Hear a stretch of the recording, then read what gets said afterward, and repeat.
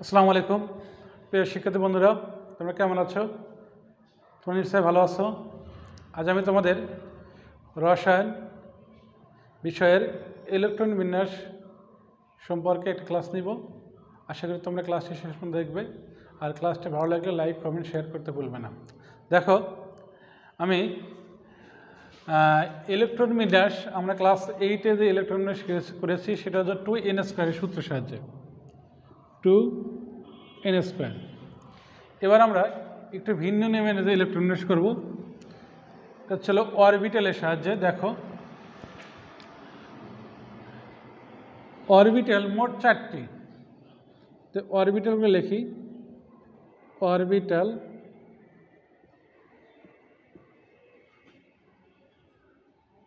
সমূহ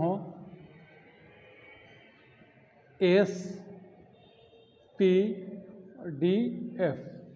এখানে 4টে অরবিটাল আছে। 4টে অরবিটালের ইলেকট্রন ধারণ ক্ষমতা একটু ভিন্ন ভিন্ন ধরনের। S P D F এই 4টি অরবিটালে ইলেকট্রন ধারণ ক্ষমতা একই নয়। আমরা লিখি S অরবিটালে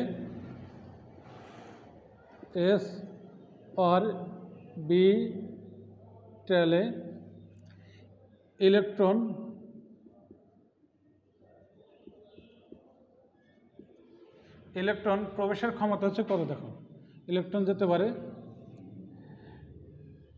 ইলেকট্রন 1 থেকে 2টি।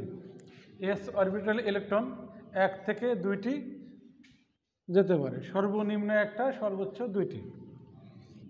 P অরবিটালে ইলেকট্রন যেতে পারে হচ্ছে 1 থেকে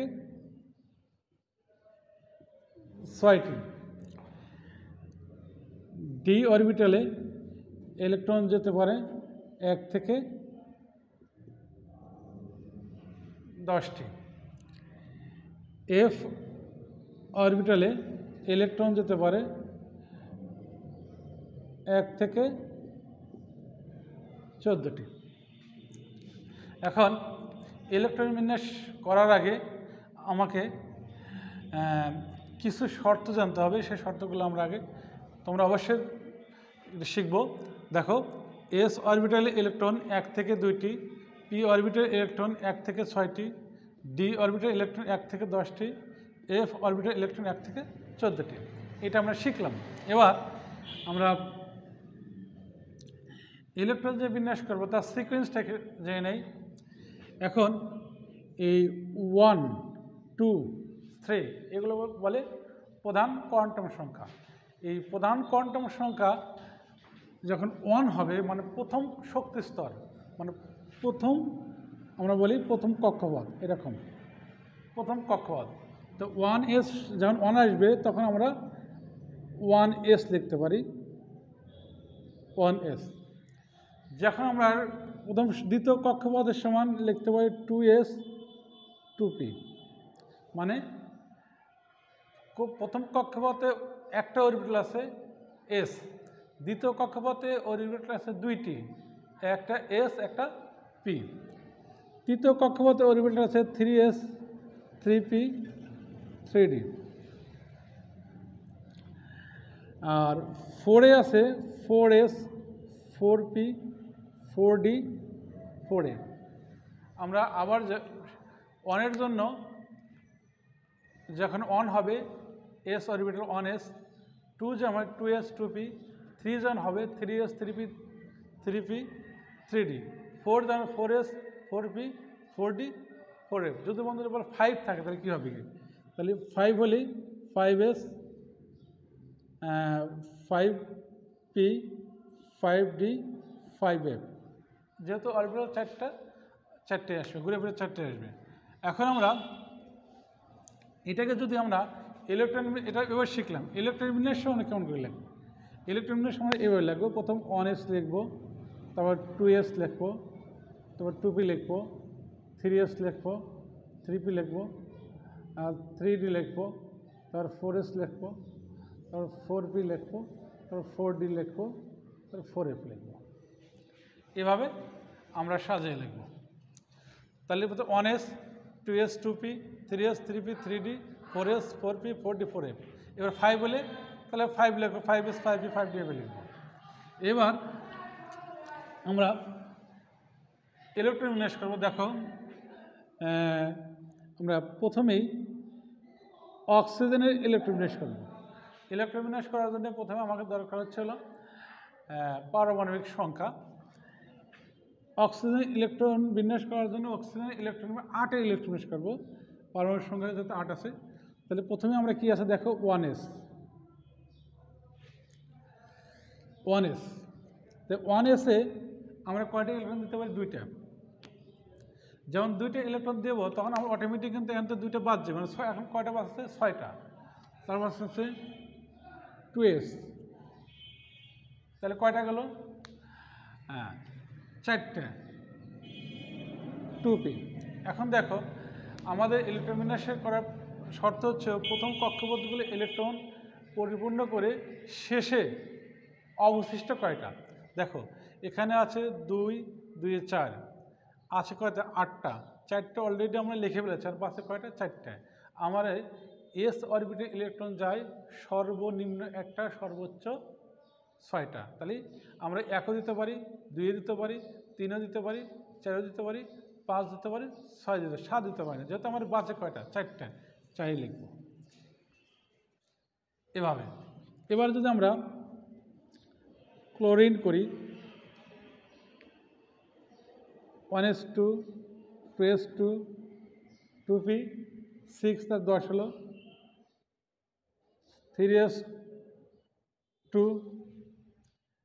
তাহলে 3p 6, তাহলে কত হচ্ছে দেখো তো? 10, 2 12, আর এখানে কত? 6, 18। আমার আছে কয়টা? 7টা। 17টা। তাহলে আমার একটা কম আসতো না, এখানে 5 লিখবো। এভাবে যদি আমরা সোডিয়াম করে দেখো, 1s2, 2s2, 2p6, 10, 3s1, 11। এভাবে আমরা 1 থেকে যে কোনো মূল্য যদি আরেকটা করি, দেখো ফ্লোরিন আমরা সালফার করি। দেখো সালফার কত? 16। তাহলে 1s2 লিখতে পারি, 2টা গেল, 2s2 4টা, 2p6 10টা, এখনও বাসে কয়টা? 6টা, 12। তারপর 3p, তাহলে কত হলো? 6 10 দিয়ে 12, এখনও বা 4টা। এবার আমরা একটু ব্যতিক্রমগুলো করব, যেগুলো পটাশিয়াম। পটাশিয়াম কত আছে? 19। দেখো এটা 1s2, 2s2, 2p6, 3s2, 3p6, 318। 3p পরে 3d আসে। তো এখানে 3p আর 3d এর মধ্যে যখন 3d ইলেকট্রন যখন 3d যাবে তখন আগে 4s ইলেকট্রন দিতে হবে। 4s ইলেকট্রন দেওয়ার পরে 3d লিখেই দেই, 3d লিখলাম। 4s ইলেকট্রন দেওয়ার পর যদি বাসে যেটা অবশিষ্ট থাকবে সেই 3d যাবে। তাহলে আমাদের আছে কয়টা? একটা। এসে যায় কত? 1 থেকে 2টা, আর কি অবশিষ্ট থাকে না, তাহলে এখানে 3d ইলেকট্রন যাবে না। এটা আনসার হবে 4s1। স্ক্যান্ডিয়াম যদি করি আমরা, স্ক্যান্ডিয়ামের কত? 21। তার 1s2, 2s2, 2p6, 3s2, 3p6।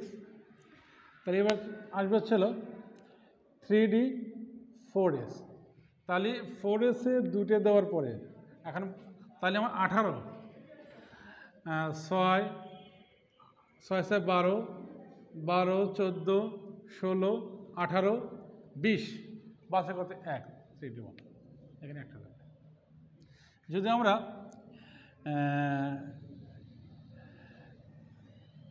Chromium করি, দেখো ক্রোমিয়াম আর কপার আর জিঙ্ক, আমরা এটা করব। ক্রোমিয়ামের Cr24। দেখো এটা একটা ব্যতিক্রম ইলেকট্রন বিন্যাস। 1s2, 2s2, 2p6, 3s2, 3p6, 3d, 4s। তাহলে এটা 18টা গেছে। এখনো বাসে কয়টা? 6টা। এখানে 2 দিয়ে এখানে 4 আমাদের যে ইলেকট্রন বিন্যাস করেছি সেই অনুযায়ী এখানে 2 দিয়ে এখানে 4 লিখতে হবে, কিন্তু না, একটু ভিন্ন। ক্রোমিয়ামের ক্ষেত্রে এই ডি অরবিটাল পূর্ণ 10 আর অর্ধ হচ্ছিল 5। ডি অরবিটাল অর্ধ আর পূর্ণ অবস্থায় স্টেবল বেশি, মানে সুস্থিত। এরা হয় 5 থাকবে, 5 অবস্থায় থাকতে পছন্দ করে, অথবা 10 অবস্থায় থাকতে পছন্দ করে বেশি। তো এই জন্য আমরা এই ক্রোমিয়ামের ক্ষেত্রে যেহেতু আমরা একে 5 অবস্থায় থাকতে চাই, এখানে 5 দিয়ে এখানে 1 দেবো। এটা একটু ব্যতিক্রম, এটা মনে রাখবা যে ক্রোমিয়ামের ক্ষেত্রে ডি অরবিটাল 5 দিয়ে এখানে এসে একটা দিতে হবে। এবার কপার দেখো, 1s2, 2s2, 2p6, এখানে 3s2, 3p6, 3d, 4s। এখানে দেখো আমাদের ইলেকট্রন আছে 29টা, এখানে অলরেডি 18টা দিয়ে ফেলেছে, এখনও বাসে হচ্ছে 11টা। তাহলে আমরা এখানে যদি আমরা 2 দিই, এখানে কিন্তু 9 থাকে। কিন্তু আগেই বলছি যে ডি অরবিটাল ওয়াই পূর্ণ থাকবে না অর্ধ থাকবে। তাহলে এখানে পূর্ণ অবস্থা থাকতে হলে এখানে 10, এখানে 1। তাহলে এই দুটো হচ্ছে অবশ্যই মনে থাকবে। এবার জিঙ্কের বেলায় এটাই শেষ। দেখো জিঙ্কের বেলায় দেখো 1s2, 2s2, 2p6, 3s2, 3p6, 3d, 4s। দেখো এখানে অলরেডি কিন্তু 18টা, বাসে কয়টা? এখনো 12টা, এখানে 2টে দিলাম, বাসে কয়টা? 10টা। এটা কিন্তু ঠিকই। আশা করি ক্লাসটা বুঝতে পেরেছ। তোমরা বাসার থেকে 1 থেকে 30টা মৌলের ইলেকট্রন প্র্যাকটিস করবে এইভাবে। আশা করি পরীক্ষা এর মধ্যেই থাকবে। আল্লাহ হাফেজ। কি চাও?